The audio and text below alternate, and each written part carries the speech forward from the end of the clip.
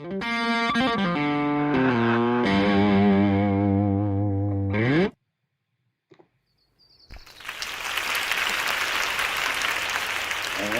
good morning. How's everybody doing today? It is Friday morning. Exam 2 is now available, and I hope you folks are ready for a challenge. Because you've got some work to do this weekend. Exam 2 is right in front of you. So how's everybody doing today? Welcome. Hi, Melissa. It's good to see you. I hope you're doing well. Boy, it is raining at my house. How are you folks doing? Hey, Rory. Good to see you. Top of the morning, too. Man, it is a mess out at my house. Raining at yours? Good morning, Noelia. Hey, Adil. Akil. Good to see you. Okay, Melissa, Rory, Noelia, and Akil, excuse me. Is that Akil? AJS kid? I hope I don't have you wrong. Good morning, Bruce. Good to see you, man. Welcome. I'm glad everybody got up early to come on Friday. I appreciate your extra effort today. I hope I can reward you by giving you some good clues for the exam that is this weekend. Okay. Yes, my bad. Wrong account. Okay, so this is Akil. Fine. It's good enough. I just wanted to make sure I knew who I was talking to, Akil, so I could refer to you by the correct name. All right. Is it raining at your house? It is a mess at my house today. I was supposed to cut the grass today. So, darn, I guess I'm going to have to push it off for one day. Breaks my heart. Right? Cool. So, all right. So exam 2 is available now. I actually made it available last night about 2 a.m. Yeah, it is gross, huh? All right. So the exam that we have this week, as you know, covers chapters 5, chapter 6, chapter 7, and chapter 8. If you remember, chapter 5 is sensation and perception. So we're going to talk about all the senses. Chapter 6 is behaviorism. Remember, we talked about the environment and how it shapes our behavior. Chapter 7 represents the subfield of psychology called cognitive psychology. And chapter 8 was the lecture on IQ testing, which is related to the cognitive perspective, but not exactly a cognitive psychology. Remember, the subfield of psychology that's interested in IQ tests is the psychometrician. Remember, psychometrics. By the way, I forgot to mention, can anybody tell me what subfield of psychology is interested in sensation and perception? Can anybody get a bonus whoop this morning by telling me which one was the which area subfield of psychology is interested in sensation and perception? You can tell me.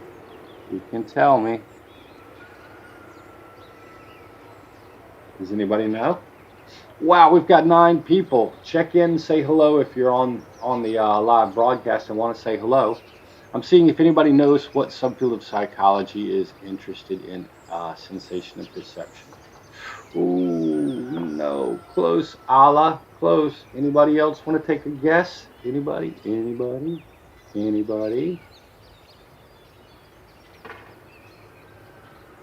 Remember, it's experimental psychology. That's the subfield that studies sensation and perception. Now, it's not because they're the only ones who do experiments. I have students who tell me that every semester. That's wrong. They were the first ones to do experiment. Gustav Fechner actually was you could call him an experimental researcher because he did sensation and perception. Okay, 9:05. I guess everybody who's coming is already here, so let's go ahead and talk about the exam. Okay, as I did with last exam, It's going to be, actually, I've got 49 questions. Okay, one of them counts a little bit of extra, counts 4 points instead of 2 points. I've got 49 questions. Approximately 12 of those questions are from Chapter 5. 12 of those questions are from Chapter 6. 12 of those questions are from Chapter 7. And 12 questions are from Chapter 8. Okay, I've got a mix of multiple choice, a couple of multiple answer where I give you 4 options and so multiple choice, I give you 4 options and you pick the best one. Multiple answer where I give you 4 or 5 options and you pick however many are appropriate. I've got some matching. I've got a couple of ordering questions where you put like the visual system, the visual pathway in correct order. And I've got, actually I've got 1 fill in the blank question, and I've got 3 short answer questions. Any questions so far? So I'm trying to give you a mix of questions from each of the 4 chapters. Okay, Jasmine Peters, good morning. Don't worry about it. Allah, you gave a good guess anyhow. Okay, so here we go. Here we go for Chapter 5. Chapter 5. I want you to know, if you remember, we talked about the different types of receptors. We have chemoreceptors. We have mechanoreceptors. We have chemoreceptors, mechanoreceptors, visual receptors, thermoreceptors, and nociceptors. Remember, I talked about those. So I want you to be able to tell me which of your senses is chemoreception, which of your senses is balance, mechanoreception, which of your senses are visual reception, and I want you to tell me what nociception is what nociception is. Okay, so I do want you to know which of your senses are chemoreceptors. Let's see. I want you to be able to tell me a little bit about the basic types of receptors. So what are rod cells? What are hair cells? What are olfactory receptors? And what are cone cells? And what are nociceptors? Okay, I want you to be able to tell me those. Any questions so far? So I've got a matching question where you match the sensory receptors to its function or description. So for example, if I asked you to tell me that these sensory receptor cells respond to odorants floating in the air, am I talking about rods, cones, hair cells, or olfactory receptors? Can anybody tell me what receptor cells respond to odorants floating in the air? I'm going to go on and talk. Anybody knows the right answer, please type that in the chat bar as soon as you can. Olfactory. Boom! There you go. Amy K., Bruce Wilson, and Melissa Owens. All 3. Fantastic. Okay. Fantastic. All right. Factory. Close enough, Rari. I like the way you typed it in. You must have got auto-corrected. Okay. Can anybody tell me what transduction is? What transduction is? I'm going to want you to know what transduction is. Anybody tell me? Anybody tell me? Well, I'm going to go ahead while I'm waiting for the answer and carry on. I've got a matching question where you match the sensory receptor cells to the specific activity that they do to their descriptions. And I do have a matching question where you're going to tell me where each of these sensory cortices is. So if you remember, your sensory perception cells are in the peripheral nervous system. They transmit that information to your central nervous system, your brain, mainly your cerebral cortex, where you have the conscious experience of sense. And I want you to be able to tell me where you'll find each of the sensory cortices. Alla, very good. Transduction is the term we use to describe the process whereby sensory receptor cells turn external stimulation into patterns of neural impulses. That's fantastic. That's great. Can anybody tell me what lobe will you find the auditory cortex in? What lobe will you find the auditory cortex in? Go ahead and type in the chat bar and I'll wait to hear the correct answer. Let's see. So I've got a question on that. I do want you to know why we have a blind spot on our retina. Does anybody know why we have a blind spot on our retina? Okay, and we'll see if somebody knows that answer as well. So I have a question and I want you to know why we have a blind spot on our retina.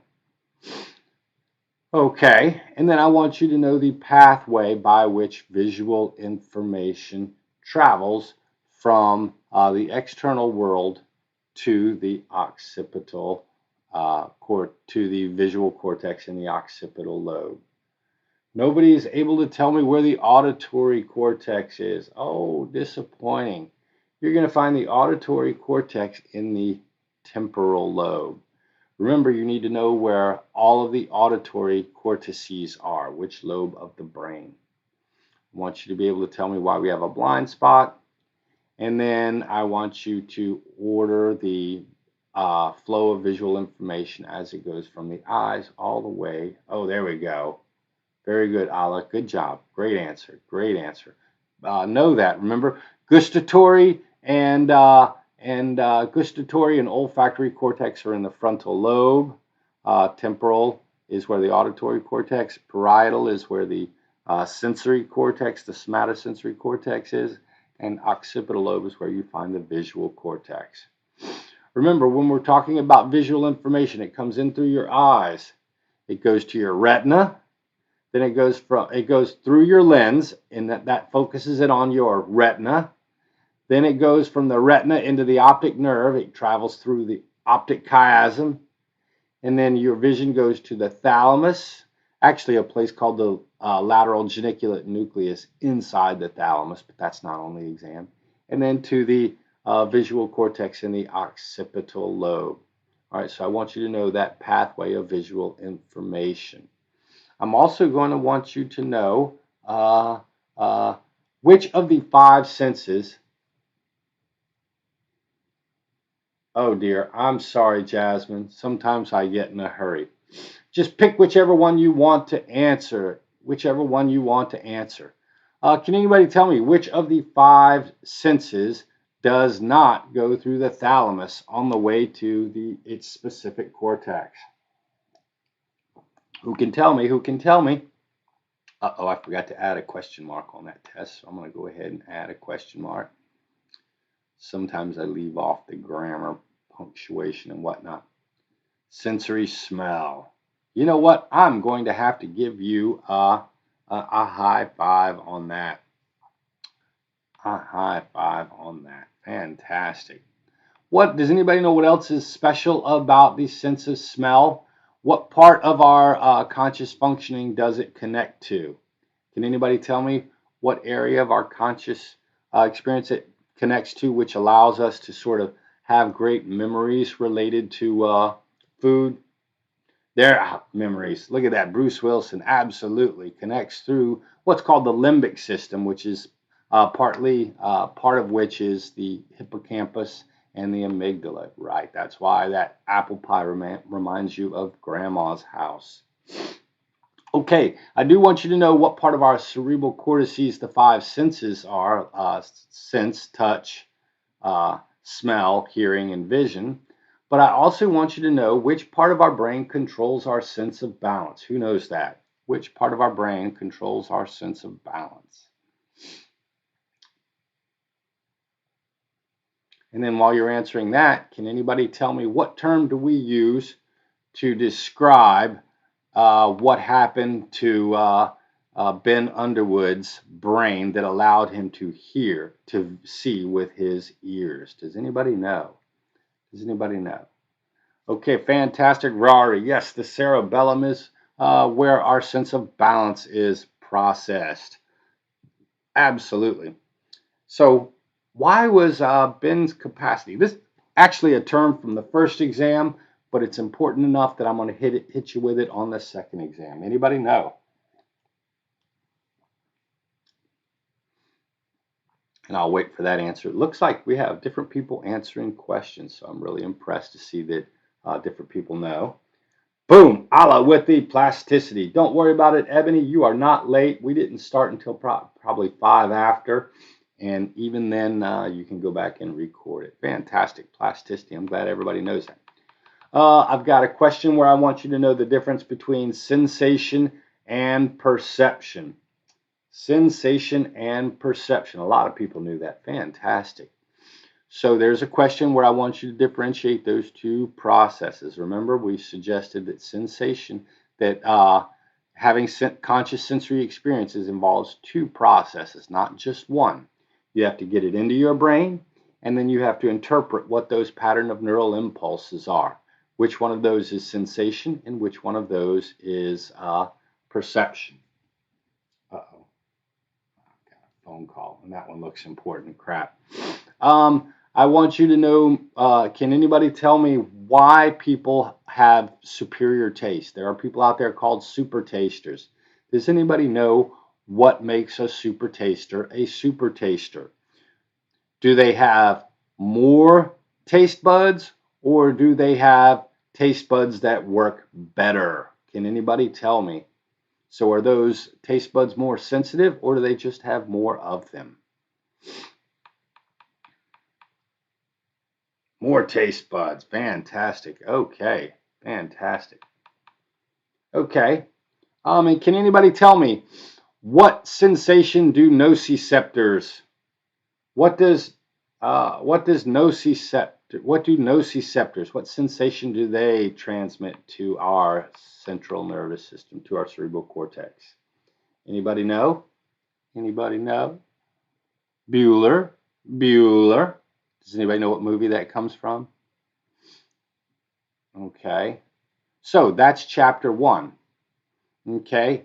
I want you to know the different receptor cells, whether or not they're chemoreceptors, mechanoreceptors, visual receptors, or olfactory receptors. I want you to be able to describe the function of each of these type of receptors. I want you to know which one doesn't go through the thalamus, which ones is connected to our limbic system. I want you to know where in which lobe each of the sensory cortices are. I want you to know why we have a blind spot, the pathway of visual information in the brain, the difference between cerebral sensation and perception. And that's really chapter 1. Pain. Fantastic. Bruce and Jasmine. And Allah. Rari. Excuse me. Everybody knew that one. Fantastic. And Noelia, you were the first one in the queue. So congratulations to you. Any questions on chapter 1? Sometimes I go too fast. I apologize. Okay, I'm going to wait just a second to make sure everybody knows that. And I went through and kind of explained each question individually. I hope I didn't give too much information out. Am I helping you folks too much? Please tell me if I'm being too specific in this review. I can make the review a little more vague if it helps you. If you think I'm giving you too much information, I know you folks like a challenge and you want to do this on your own. Please tell me if I'm helping too much. Okay, Allah, I'm sorry you have to leave. Please come back and watch the review. It will be very, very helpful. Okay? Not if you give us the answers. So why do we have a blind spot again? Can anybody tell Skylar Buckley why we have a blind spot? Whoever knows why we have a blind spot, go ahead and type that in the chat bar. I'm going to go on to chapter 6, Skylar, and see if somebody wants to ring the bell by telling me why we have a blind spot. Good morning, Sabrina. It was nice seeing you in webinar last night. Thanks for coming. We're just finishing up chapter 5 and talking about all the different receptors and brain areas related to sensation and perception. No problem. Can anybody tell me who knows why we have a blind spot in each of our eyes, a field of vision? Anybody going to tell me? I hope somebody's just taking their time typing out a long answer. I'm going to go for just a second, Skylar, and then I'm gonna let the cat out of the bag. But I want to see if somebody else knows that. Okay. So. Okay, let me see. Is that it? Yep. All right. Let's go on. Chapter 6. Be about 12 questions on Chapter 6. Okay, doesn't look like anybody's going to tell me. The spot where your optic nerve connects to your retina has no light-sensitive cells, so you can't see anything there. That's your blind spot. Holy cow, Amy, you are perfect, my dear. You are perfect. It's the spot on your retina where you do not have any receptor cells because information from all of the receptor cells in your eye are actually leaving the retina, and so there's sort of no information coming in that area. Skylar, tip your cap to Amy Newth, because she did a great job answering that question. Okay, if you remember, Chapter 6 is about that curious perspective in psychology that existed in the first half of the 20th century, where they decided that it wasn't valuable to study mental processes. Instead, we could learn best about psychological functioning by studying how the environment affected and shaped our behavior. Oh, Amy Googled. Oh, you turkey. You turkey. You know what? Googling is as good as studying, I suppose. Isn't it crazy? You have every piece of information that ever exists in the world at your fingertips on Google. It's kind of amazing, isn't it? Okay. All right. So tell me, do behaviorists like the mind? Do they think the mind is useful to study? Do behaviorists think that human beings have free will? Do behaviorists think that humans have insight? What do you think? How do behaviorists feel about the mind, free will, and insight? Can anybody tell me? I want you to know that for the test. No, they're not interested in the mind. Correct, Ebony. Good for you. Okay. Can anybody tell me they think the mind cannot be measured, no free will, and they are not fans of insight? Absolutely. Fantastic. Can anybody tell me what John Watson demonstrated with little Albert? Anybody know? What did John Watson demonstrate in his study with little Albert? I want you to know that. Okay. And then I want you to be able to describe the process of shaping. Okay. Phobia, absolutely. Bruce is being funny for you folks, but he is right on target. There are some people who believe that John Watson was definitely demonstrating a lack of compassion in his study of little Albert. Touche to you, Bruce. Very funny this morning. Absolutely. So, fantastic. What exactly can somebody give me? And I want you to be able to give me an example of. I want you to be able to tell me what shaping is, and I want you to be able to give me an example of a set of successive approximations. So if you remember, we watched the video with the lady teaching the dog how to flip a light switch. While I go on talking, I want somebody to write and describe the successive approximations that this lady used, right? So she was using shaping, and I want you to know that. Actually, that's a short answer question. I'm going to want you to know that. And I want you to be able to describe a set of successive approximations. If anybody can describe the list of successive approximations used in the light switch demonstration I showed you, you can go ahead and type that in the chat bar. Okay. Holy cow. And then I want you to identify the 4 parts of a classical conditioning example. Wow. So let me go ahead and switch to the whiteboard real quick. If you'll remember, I want you to be able to identify the UCS, the UCR, the CS, and the CR. Do you folks remember that?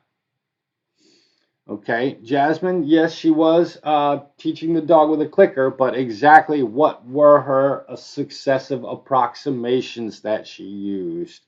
Can anybody tell me? What did she first get the dog to do? What did she first get the dog to do? What did she get the dog to do second? What did she get the dog to do third? Then fourth, right? I'm not going to give you the answer to that. I'm going to expect you to look that up on your own and figure that out. So remember, I suggested to you when we were talking about classical conditioning, touch the switch with the nose first. Absolutely, Amy. And then what was the second thing? And then what was the third thing? So I'm going to give you an example of classical conditioning, and I want you to identify the different parts. So let's say, so Kathy goes to the circus. When she sees the clowns, there's a loud cannon sound. The cannon sound scares her and she starts to cry. Later on that month, her mom takes her to a birthday party where there is a clown and she starts crying at the sight of the clown.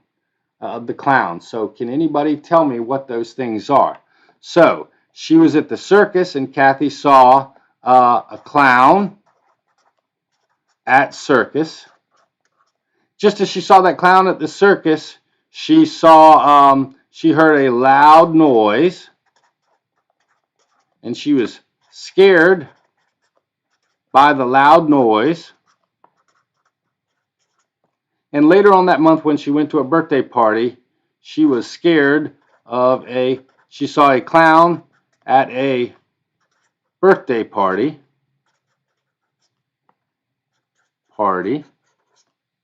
Okay. And then she was scared of clown at birthday. All right.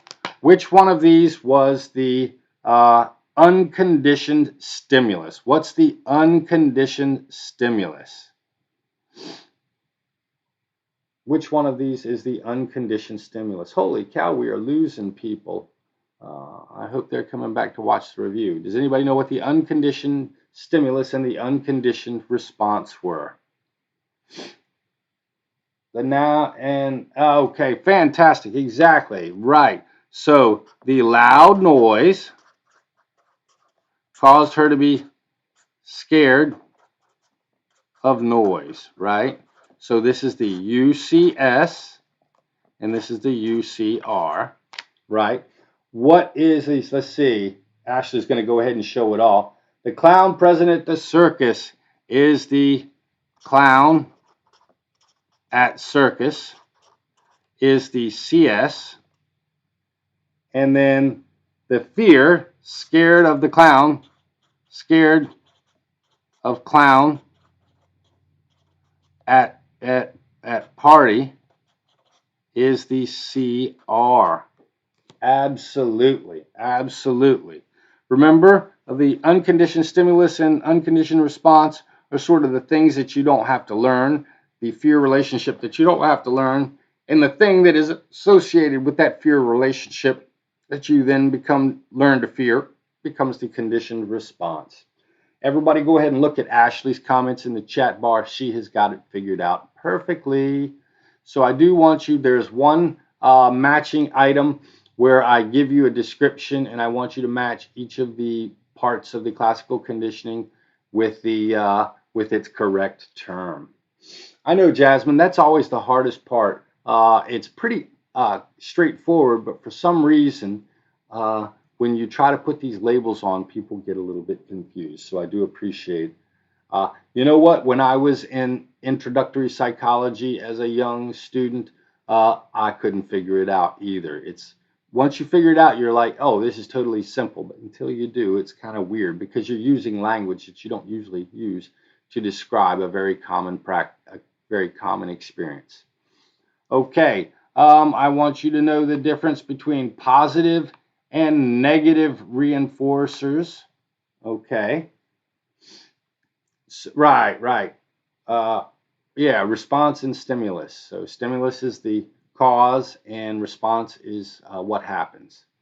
Okay, so I want you to know the difference between a positive and a negative reinforcer. And I want you to know actually the difference between a reinforcer and a punisher. What's the difference between a reinforcer and a punisher? Can anybody tell me real quick? Can anybody tell me real quick? And then if somebody wants to take the little harder question, tell me what the difference between a reinforcer, between a positive reinforcer and a negative reinforcer. So how is a reinforcer different from a punisher? Right? How do they affect our behavior? And I want you to know the difference between a positive and negative reinforcer. Okay? Punishment takes away. Ooh, Ebony, I'm sorry. You are so close but wrong. Ashley has got it right. A reinforcer causes a behavior to occur more often in the future, and a punisher is designed to cause a behavior to occur less frequently in the future. Now, the difference between a positive reinforcer and a negative reinforcer. I can reinforce a behavior by giving you something positive, so I can give you $5 every time you make an A on one of your classes. I'm giving you something, and that makes you want to work hard. Or what I can do is I can take away something you don't like when you do the right behavior, and that would be a negative reinforcer.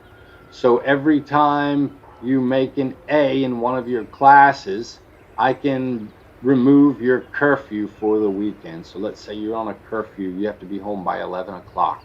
Every time you make an A on your exam, the next weekend I'm going to remove that curfew from you, and you can come home whenever you want. Okay, so I do want you to know the difference between positive and negative reinforcers. And what's that crazy looking cage that B.F. Skinner used to train rats, to condition rats? Can anybody tell me what that thing that B.F. Skinner used in his research was called? Yeah, actually, behaviorism is all about using confusing vocabulary words to describe something that we all intuitively know. Really, that's the crazy thing about this chapter. You folks have all experienced all of the outcomes and all of the situations that I'm talking about. I'm just asking you to use a set of definitions to explain those things, and that's sort of the confusing part, Ebony. Yes, it's a Skinner box. Skinner called it an operant conditioning chamber, but people who didn't know Skinner just called it the old Skinner box. Absolutely. I want you to know what that is. Okay. Can anybody tell me how behaviorists describe learning? Here's a question. I want you to know the basic definition of learning. Okay. And what's that term they use to describe the process of treating phobias, where they slowly bring you close to things that resemble the stimulus that scares you? So can anybody tell me? Okay. And also, does anybody know what animal Ivan Pavlov used in his research? So, exposure therapy. Yeah, I tried to be a little more specific. Bruce, exposure therapy is the example I showed you, the lady with the fear of clowns, and they just exposed her fully to her fear. But before that, the doctor explained to her what was going to happen, what she was going to feel, and how she was going to get over it. I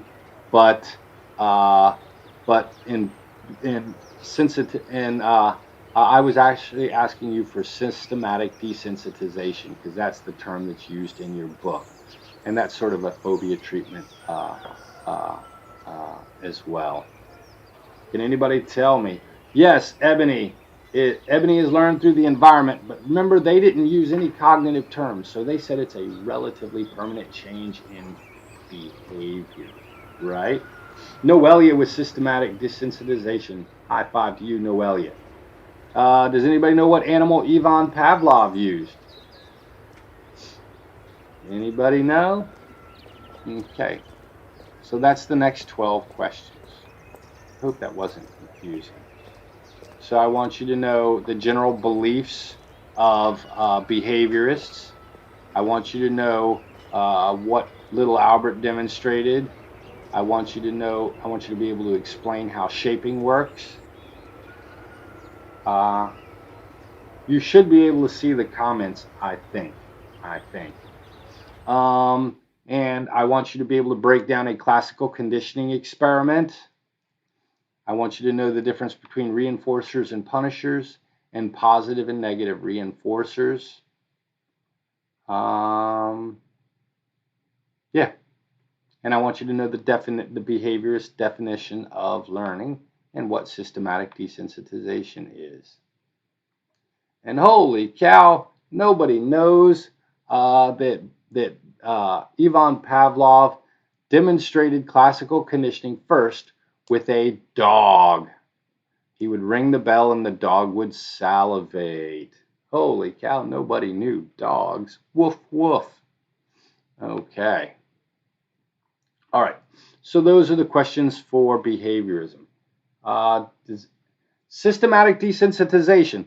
That's when I teach you how to relax. And then I take you through presentations of the feared stimulus using what's known as a fear hierarchy. Remember, I ask you to tell me to describe presentations of the thing you fear, going from something you think you could handle all the way up to the scariest thing you think you could experience related to your fear. And I teach you how to relax, and I try to walk you up your fear hierarchy, teaching you how to stay relaxed while you experience each level of your fear hierarchy. Okay, the food and the bell, says Jasmine. Absolutely. Absolutely. Okay, so that's half of your exam right there. Half of your exam right there. Okay, then we're going to talk about cognitive psychology. Can anybody tell me what did cognitive psychologists think of the mind? Did they like it or not like it? Okay. If I throw my son in a room full of hard workers, he will stop fearing hard work. You're going to have to work him up. First, you're going to have to talk about hard work. Then you're going to have to read a story about hard work. Then he's going to have to go to a job and watch hard work. And then you're going to throw him into a bunch of workers and make him do hard work, Bruce. Absolutely. Bruce is just cracking off the comedic one-liners today. Holy cow, you are in rare form, my friend. Okay, so what do cognitive psychologists think of the mind? Do they think it's not worthy of studying, or do they think it's worthy of studying? You remember we talked about what human minds do. We encode information, we store information, and we retrieve information. Can anybody tell me, what does it mean when I say that people encode information? What exactly does that process describe? Okay. Oh my goodness, nobody typed in. Cognitive psychologists are all about the mind, right? All about the mind. They thought that the behaviorists were wrong in their lack of focus on the mind. Okay. Can anybody tell me what's encoding? All right, so I want you to know the definition. I'm not going to give it to you on here because it's too easy, but go to your PowerPoint chart and make sure you know what that is, okay? No, you know what? Actually, I changing information into neural code. Right, Noelia, getting information into your mind.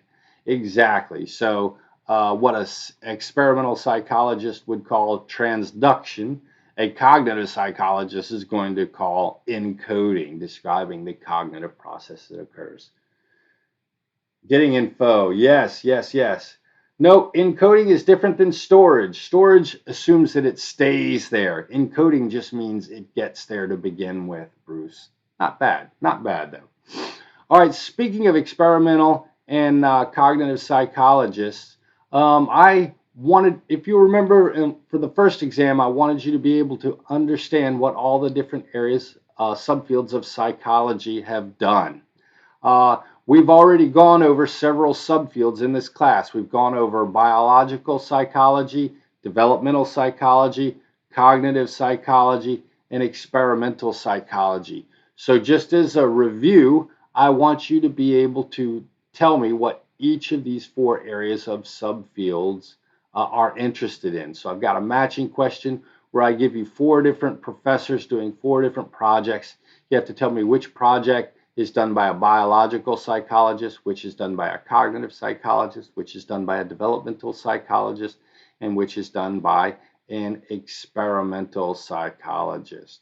So if I was a researcher who was interested in understanding and creating artificial limbs that had real sensation, touch, pressure, and pain, what type of psychologist would I be?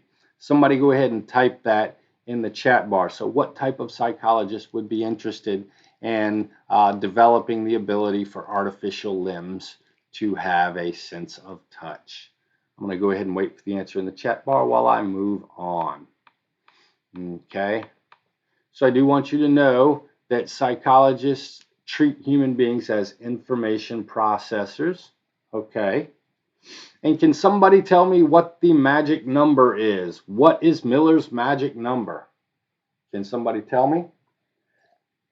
Noelia is right, an experimental psychologist, because they're interested in sensation and perception. You are right on the money, Noelia. Can you follow that up for double extra credit and tell me what the magic number is?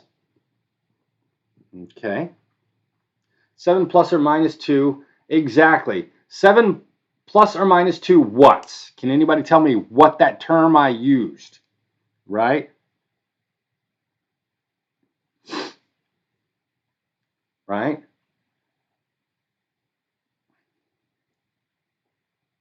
Chunks. Noelia is chunks. And if you want to expand your short-term memory to make it feel like it's bigger than 7 plus or minus 2, what do you need to know about chunks? What are chunks? How many things are in a chunk? How many things are in a chunk? Okay, boy, everybody knows chunks, so we got that. Good, good, good, good. The trick to expanding your short-term memory is knowing this very interesting thing about chunks. How big are chunks? Okay. Now, if you want to remember something really well, can you repeat it over and over to yourself without thinking about it? Is that a good way to remember something? Is that a good way to remember something? Yes or no? Okay. Remember, I'm going to go back to this.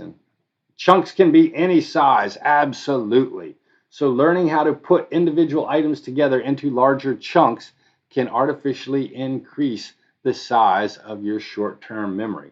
So if I'm giving you a grocery list with 21 items, and the first 3 items are bread, peanut butter, and bananas, instead of trying to remember those 3 items, you put them together into a peanut butter and banana sandwich. Okay, and so you've chunked those items. By the way, does anybody know off the top of their head what famous musical star, loved fried peanut butter and banana sandwiches? Okay. If you want to, yes, exactly. Convert it to a visual image. If you repeat it over and over, what kind of rehearsal is repeating something over and over without relating it to other stuff in your mind? The King. I knew it. The older guy got that. Elvis Presley loved fried banana and peanut butter sandwiches. Frankly, the whole idea of a fried peanut butter and banana sandwich grosses me out. So if any of you want to try it and tell me if it's good, I'd be happy to learn. Okay. No. We talked about the difference between maintenance rehearsal and elaborative rehearsal. Remember, maintenance rehearsal is when you just keep something in your short-term memory by repeating it over and over, or maybe reading it over and over. If you really want to get something into your long-term memory, you need to relate it to other things that you already have in your mind. And look at that, Noelia already knew what maintenance rehearsal was. Good for you. Fantastic. Okay. Now, if you remember, I showed you that model of the mind that was described, of the information processing process that was described by Atkinson and Shiffrin. I want you to know what the short-term memory does, what the sensory memory does, and what the long-term memory does. Okay, I want you, so I've got a matching question where I give you different descriptions of these different types of memory, and I want you to match the description to the type of memory system. Okay, now if you're going to remember something and really get it into your long-term memory, what subcortical brain structure do you need to process that information through? If I destroy this subcortical brain structure, you will never be able to remember anything new. Can anybody tell me what that brain structure is? Yeah, I really like the way you're talking about, Noelia. You have to elaborate to these schemas that are already in your brain. Fantastic. Speaking of which, I'm going to want you to know what a schema is. All right. So, can anybody tell me what area of the brain? It's the hippocampus. Fantastic, folks. Absolutely. You are on it this morning. You are on it this morning. So if I told you that memory, you can think of memories, and that memories are exact recordings of what happened to you, how many of you would say that I am describing memories correct? Are memories exact recordings, or can somebody tell me a better description for memories? I described it in lecture, and I used a word that started with R to explain memory formation. Can anybody tell me? Can anybody tell me? What's the best way to describe a memory? Is it an exact recording? It is not exact. They can change. Absolutely. Absolutely. In fact, I used the word reconstructed even. Redefining. Close enough, Bruce. I'll give you half credit for that.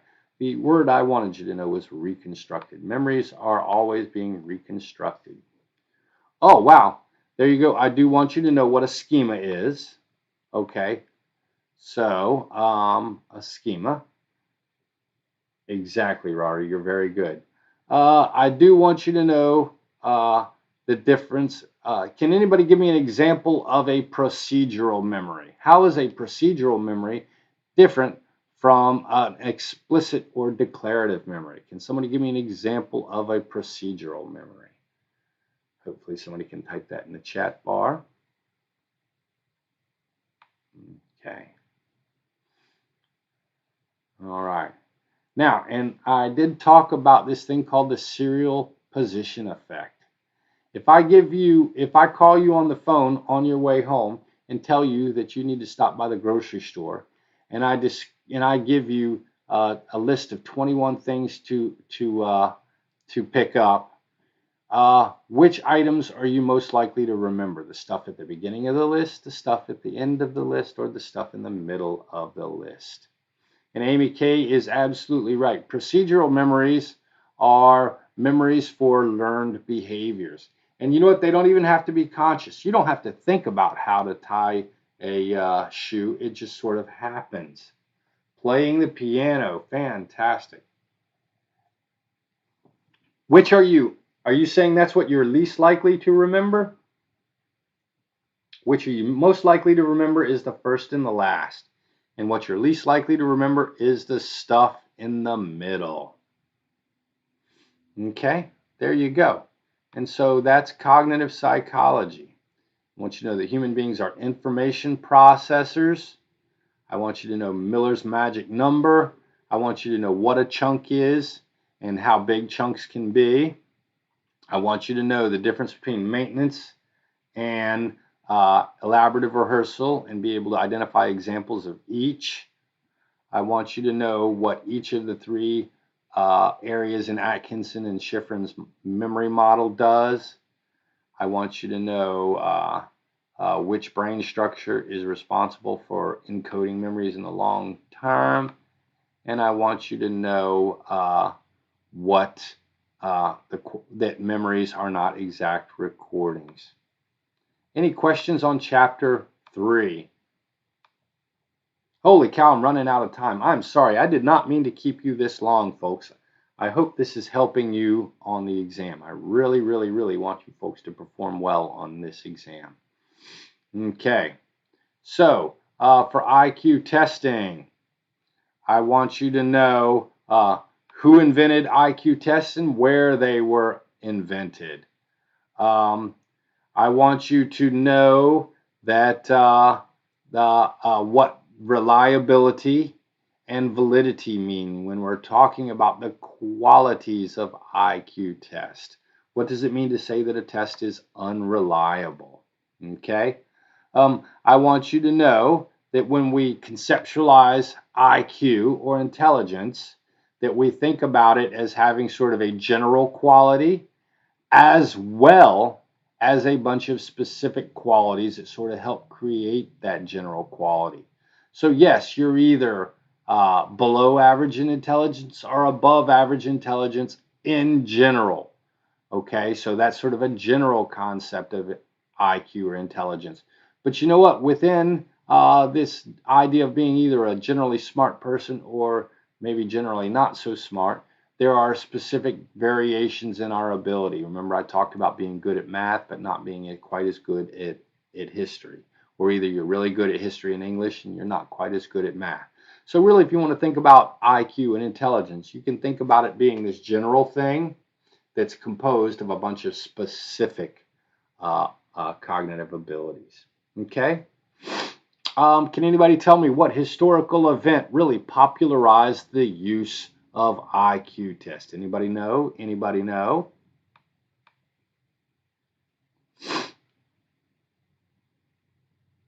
Okay. And I want you to know why do we use IQs in K through 12 settings? Why do we use IQ tests in K through 12 settings? What do we typically do with IQ tests in elementary school? Absolutely, World War I. The name of the test that was created for World War I was called the Army Alpha Test, right? Army guys aren't that clever. They revised the test, so they called it the Army Beta Test, right? And now, if you take a military IQ test, what is the name of that test?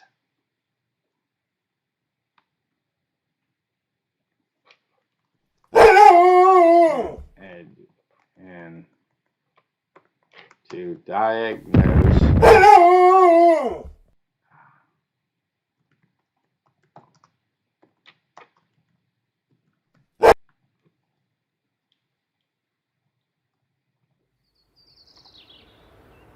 I'm sorry, the screen went a little crazy. I was actually editing a question. It caught my mind, so I wanted to make sure I changed it. I apologize for that. The ASVAB, absolutely. Bruce Wilson, I'm assuming that was a typo, the ASVAB. Not bad. Okay, so let's see, getting back to the exam. So, the ASVAB, I want you to know that. World War I want you to know that. I want you to know the difference between reliability and validity as properties of an IQ test. I want you to know that intelligence is composed of a general ability as well as specific that is composed of smaller specific abilities. Can you folks tell me which is more important? Behavioral geneticists are interested in trying to figure out whether or not IQ is a property of nature or nurture. Which one is more important, according to the research, in determining your level of IQ? Can anybody tell me? Okay.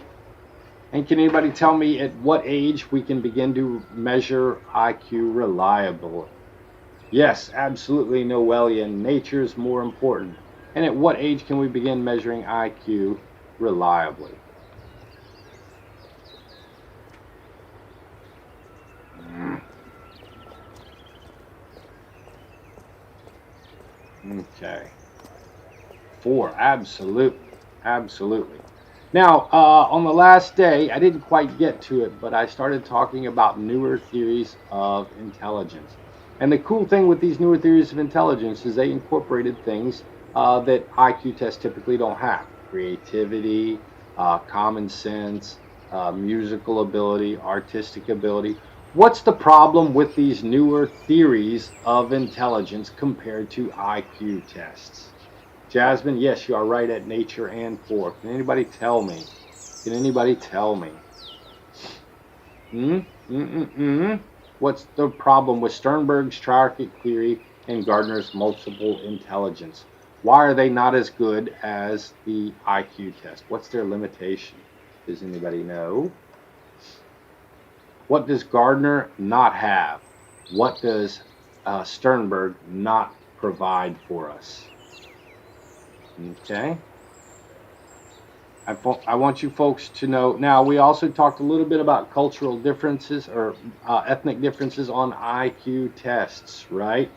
And I suggested to you that one reason people, different minority groups may score poorly on IQ tests is that they know the stereotypes that exist about their groups, and this may cause them to become anxious when taking the test. Can anybody tell me? Can anybody tell me what the term we use to describe that anxiety that might affect minority performance on IQ tests? They don't have data to support their theory. They don't have tests, right? You can't be in the game if you don't have a horse. And these theories of intelligence don't have a test or evidence to back up their test. Yes, Jasmine. Fantastic. They're I don't know if they're too abstract, but they haven't been measured yet, Sanjana. That's a good way to think about it. And then we do have these nonverbal tests that don't show ethnic differences in IQ. Can somebody tell me why these nonverbal tests, like the Ravens matrices, are not as good as standard IQ tests? Anybody know? Okay. Uh, so minority students sometimes don't do well on IQ tests because of stereotype threat. I want you to know what stereotype threat is. And you know, these nonverbal IQ tests that have been developed, like the Ravens progressive matrices, they don't show the ethnic the difference in ethnicities, but the problem is they're not as useful in school settings. They're not as useful in predicting academic performance.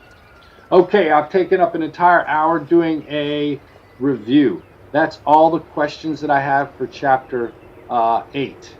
So I went through the questions pretty specifically. So if you focus on this review and you can answer all the questions that I asked, you should be okay for the exam.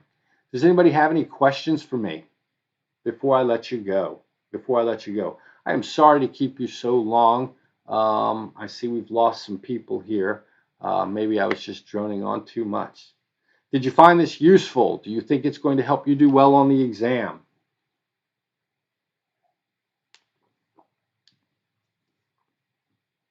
You are quite welcome, Amy. I'm always happy to help. Okay, folks, it is 9:59. I'm going to go ahead and shut down this broadcast. If anybody has, the exam is open until Monday at 11:59 p.m. If you have any questions, any problems, don't hesitate to send me a text or an email. I'm available all weekend to make sure that this exam goes smoothly for you. Uh, if if there's nothing else, I'm going to go ahead and end this broadcast. Have a great day and a nice weekend.